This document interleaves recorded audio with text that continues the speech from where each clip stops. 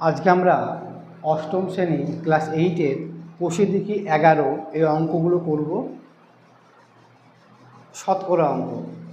তো শুরু করি। আজকে আমি টেস্ট করার জন্য করছি, পরের দিন থেকে কন্টিনিউ করব। শুরু করি। প্রথম অঙ্ক দিয়েছে যে আমার কাছে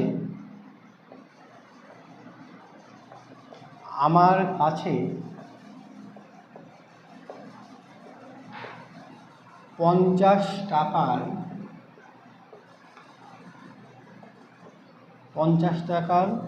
12%। আমার কাছে 50 টাকা, আচ্ছা একটু ভুল লিখেছি আমি। আমার কাছে 50 টাকা আছে।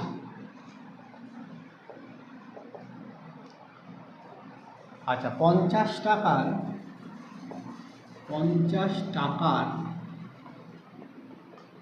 12% আমি স্কুলে পেন কিনতে খরচ করলাম। পেন কিনতে খরচ করলাম। জানি আমি কত টাকার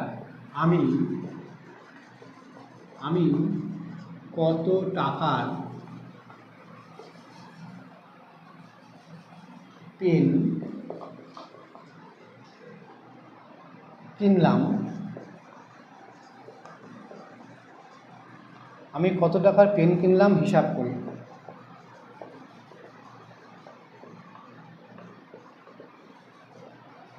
এই অঙ্ক। তো আমাদের শতকরা অঙ্ক করতে হলে যেটা জানতে হবে অবশ্যই, সেটা হলো 100-র মধ্যে কত। 100-র মধ্যে কত আমি বোঝানোর জন্য বলছি। কেউ 50-এর মধ্যে 20 পেয়েছে, তাহলে 100-র মধ্যে বের করতে হলে আমাদের দুজনকে 2 দিয়ে গুণ করতে হবে। তাহলে 100/140। এই 100-র মধ্যে 40%, এইটাকেই এই পার্সেন্ট, এটাই আমাদের বের করতে হবে। মানে 100-র মধ্যে কত। মোট কথা এই পার্সেন্টেজ মানে আমাদের 100 শতকরায় বের করতে হবে।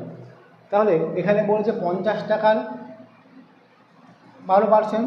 অতএব সুতরাং 50 টাকার 12% মানে কত? 50 গুণিত এই 12/% জন্য 100। 50 দোকানে 100, 6 দোকানে 12, অতএব 6 টাকা।